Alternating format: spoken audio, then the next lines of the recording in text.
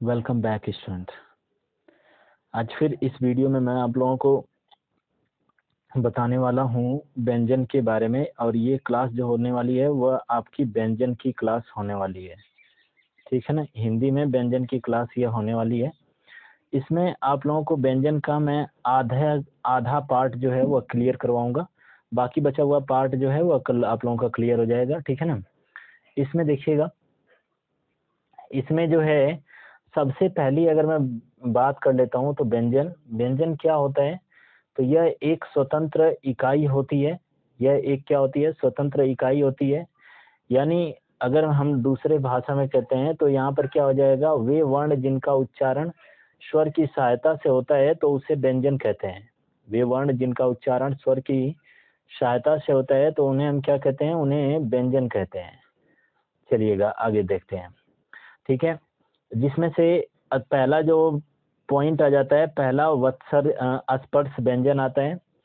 ठीक है ना, और स्पर्श व्यंजन की संख्या कितनी होती है, तो 25 होती है। ये बात हमेशा याद रखना।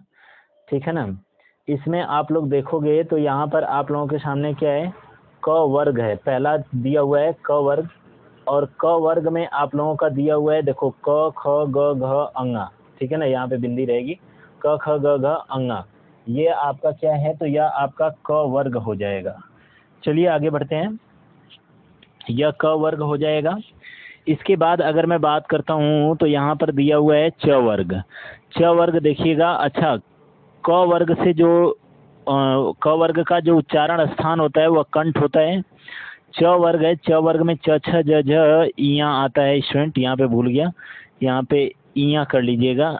ठीक है ना, यहाँ पे इया कर लीजिएगा लास्ट में।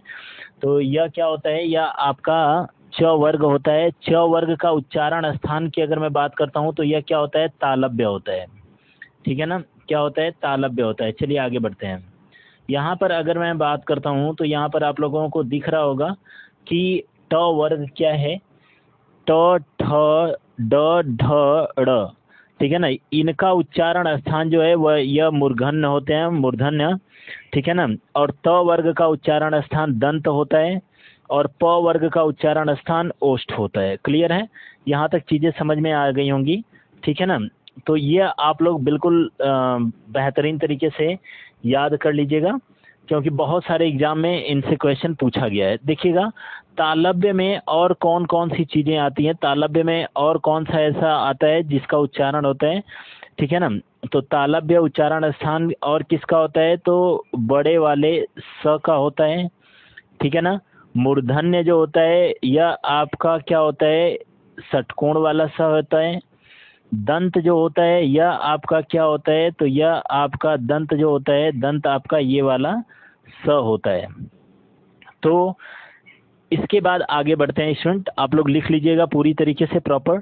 आगे बढ़ते हैं, अगला देखिएगा, द्विगुण या उच्छिप्त व्यंजन है। द्विगुण या उच्छिप्त व्यंजन है। एक बात और इसमें आप लोगों को बताना चाहता हूँ कि कठोर व्यंजन किसे कहते हैं। अगर मैं बात करता हूँ कठोर व्यंजन किसे कहते हैं, तो कठोर व्यंजन जो होता है वह आपका ट वर्ग होता है, अर्थात इनको हम क्या कहते हैं, इसको एक भाषा में हमको क्या कहते हैं, इसको कठोर व्यंजन कहते हैं। क्या कहते हैं, कठोर व्यंजन। समझ में बात आई ना, क्या होता है, कठोर व्यंजन होता है, यह आपका कठोर व्यंजन हो जाएगा। समझ में बात आई, तो इसको भी आप लोग नोट कर लीजिएगा। आगे चलते हैं, चलिए, द्विगुण व्यंजन या उच्छिप्त व्यंजन। द्विगुण व्यंजन या उच्छिप्त व्यंजन की बात अगर मैं करता हूँ तो द्विगुण व्यंजन क्या होता है, द्विगुण व्यंजन ऐसे व्यंजन होते हैं, अच्छा इनकी संख्या क्या होती है, 2 होती है। कभी भी द्विगुण व्यंजन या उच्छिप्त व्यंजन से शब्द की शुरुआत नहीं होती है, यानी कभी भी द्विगुण व्यंजन से शब्द की शुरुआत नहीं होती है। ठीक है ना, यह सामान्यतः 2 होते हैं, कभी भी द्विगुण व्यंजन से शब्द की शुरुआत नहीं होती है।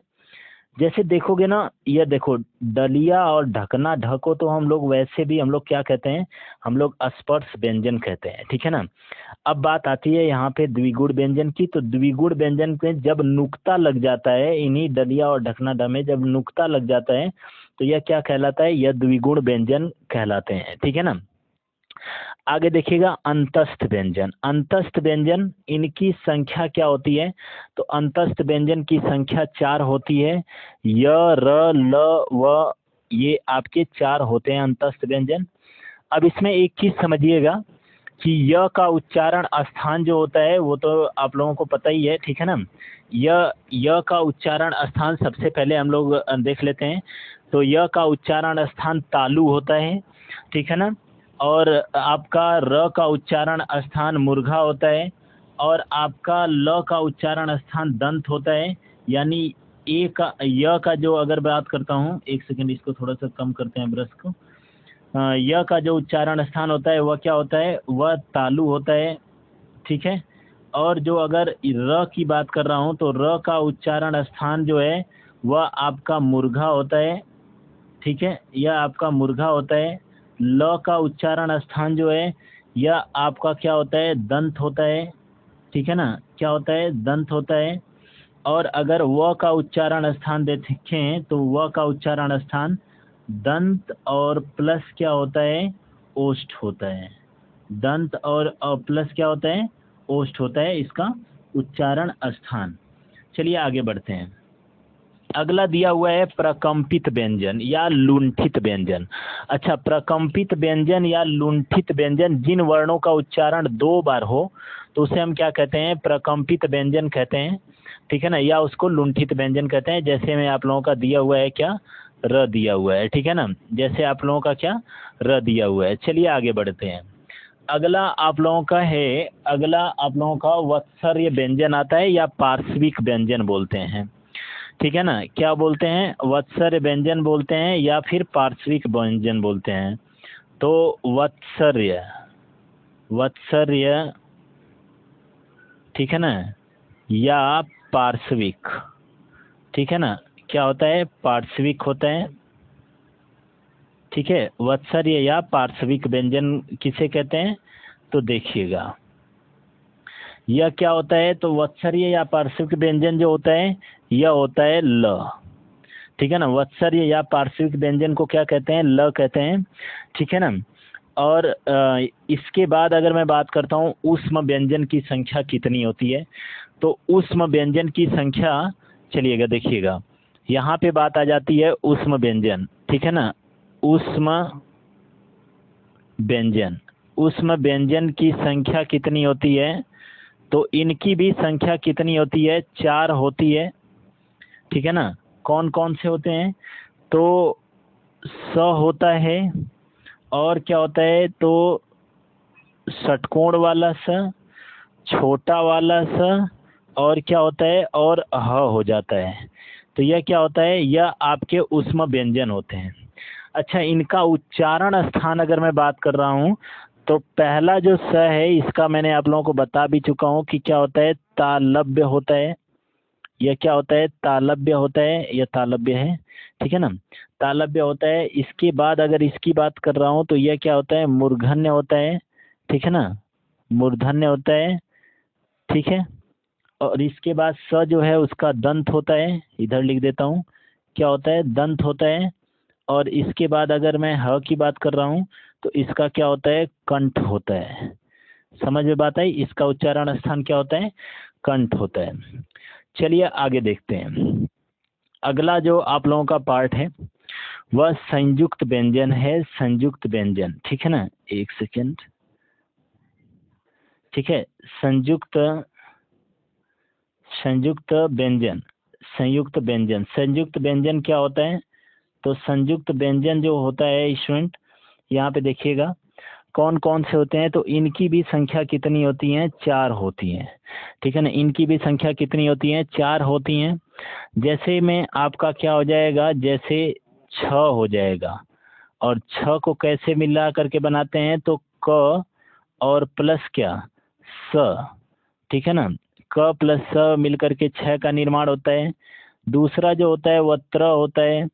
इसको त और प्लस क्या? र, ये मिल करके त्र होता है। इसके बाद अगर मैं बात करता हूँ तो यह क्या हो जाएगा? यह ज्ञ होता है, ठीक है ना। ज्ञ होता है, जिसको क्या मिल करके बनता है? तो यह ज और क्या? या, ठीक है ना, ज और या, ठीक है ना, ये मिलकर के ज्ञ का निर्माण होता है। और एक होता है आपका स्र। स्र जो होता है यह बड़ा वाला स और प्लस क्या, प्लस र, ये मिलकर के आपका बनता है स्र हो जाता है, ठीक है ना, समझ में बात आई। चलिए आगे बढ़ते हैं। अगला आप लोगों के सामने दिख रहा होगा कि यह अल्प प्राण की संख्या बात करते हैं। तो क्या होता है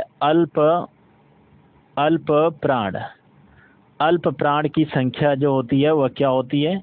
तो देखिएगा एक चीज, इससे पहले मैं आप लोगों को एक चीज समझाता हूँ, ठीक है। देखो ध्यान से यहाँ पर देखना, यहाँ पे पहले समझ लो, इसके बाद अल्प प्राण और महाप्राण ऑटोमेटिक चीजें समझ में आ जाएंगी, ठीक है ना। देखिए हर वर्ग का पहला और तीसरा जो होता है, पहला, तीसरा और अगर मैं बात करता हूँ चौथा, तो यह क्या होते हैं, ये अल्प प्राण होते हैं। जैसे अगर मैं बात करता हूँ ना, तो यहाँ पर देखेंगे, यहाँ पे ये वाला वर्ग, ठीक है ना, ये वाला वर्ग,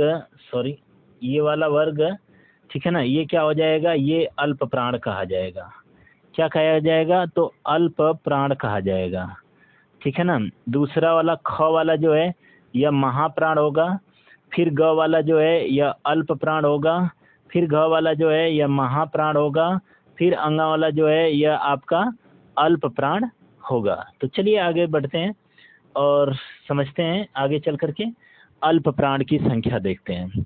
अल्प पूरे अगर मैं बात करता हूँ ना, तो अल्प प्राण की जो संख्या होती है वह देखिए मैं आप लोगों को बहुत ही बेहतरीन तरीके से बता रहा हूँ, ठीक है ना।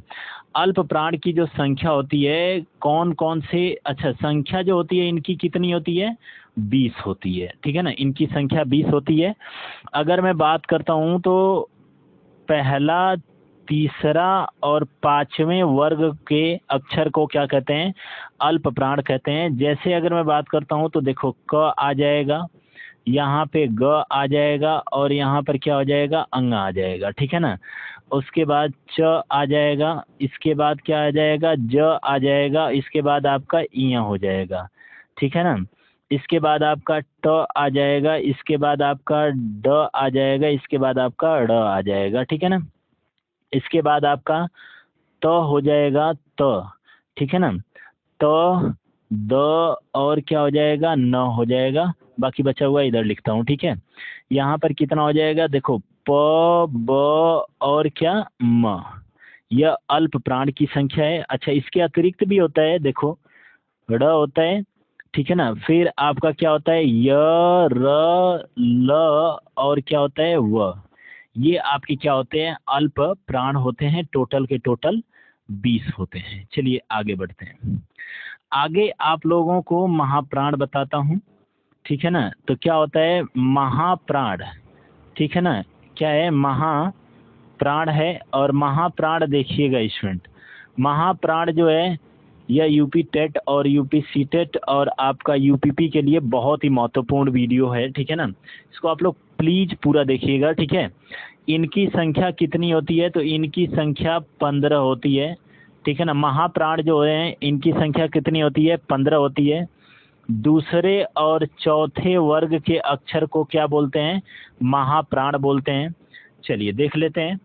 तो दूसरा तो आ जाएगा ख और चौथा आ जाएगा क्या, घ, ठीक है ना। छ और आपका क्या आ जाएगा, झ, और आपका यहाँ पर अगर मैं बात करता हूँ ठ और आपका क्या हो जाएगा, थ, ठीक है ना। इसके बाद अगर मैं बात कर रहा हूँ तो आपका देखो थ और आपका क्या आ जाएगा, ध, और यहाँ पर अगर मैं बात कर रहा हूँ तो फ और आपका क्या आ जाएगा, भ, ठीक है। और यहाँ पर अगर मैं बात कर रहा हूँ तो ड, और यहाँ पे आपका क्या हो जाएगा, स, और ये षटकोण वाला है, षटकोण वाला स है, ठीक है ना। स और एक स और है और आपका क्या हो जाएगा, यहाँ पर ह हो जाएगा। तो ये टोटल और टोटल क्या रहे, महाप्राण की संख्या रही, ठीक है ना। चलिए आगे चलते हैं। थोड़ी सी राइटिंग गड़बड़ हो रही है स्टूडेंट, क्योंकि आज हाथ से ही लिखना पड़ जा रहा है, ठीक है ना। अब बात आती है सघोष और अघोष की, ठीक है ना। सघोष और अघोष की बात आती है। तो यहाँ से आप लोगों को पार्ट नंबर 2 में इसका मैं बनाऊंगा, ठीक है ना। और जल्दी ही पार्ट नंबर 2 आप लोगों का लेकर के आऊँगा। नेक्स्ट वीडियो में आप लोगों का पूरा रहेगा व्यंजन का। तो वीडियो को सब्सक्राइब कर दीजिएगा स्टूडेंट, ठीक है ना, चैनल को सब्सक्राइब कर दीजिएगा और वीडियो को एक लाइक तो बनता है स्टूडेंट, और लाइक कर दीजिएगा। ये क्लास जो होने वाली है ये आप लोगों की यूपीपी के बेस्ड है पूरी तरीके से, ठीक है ना। और आपका कौन सा आने वाला एग्जाम क्या है, पेट है, जिसमें हिंदी पूछा जाता है, ठीक है ना। तो आज के लिए इतना ही स्टूडेंट, नेक्स्ट वीडियो में मिलते हैं, तब तक के लिए धन्यवाद।